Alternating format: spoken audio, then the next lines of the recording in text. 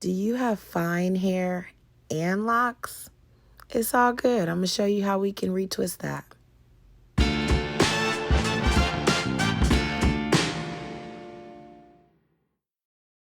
Okay, so we're working on locks with fine hair, okay? It's no problem when you have fine hair. You just have to be gentle. We're only going to use a little bit of amount of hair product though. We're going to be very gentle. We're going to separate those hairs. We're not going to pull the hairs.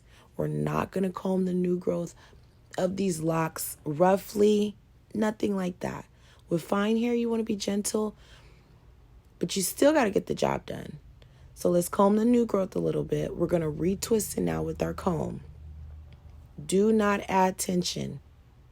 Just a little bit, because you still got to get the job done. Now we're going to do a little bit of locksmithing here, because I know you can see those loose hairs. All we're doing is controlling the hairs, putting them in place, telling them where to go without pulling too much on that lock. And voila, that's all to it. Clip that thing up, put your client under the dryer. They're good to go.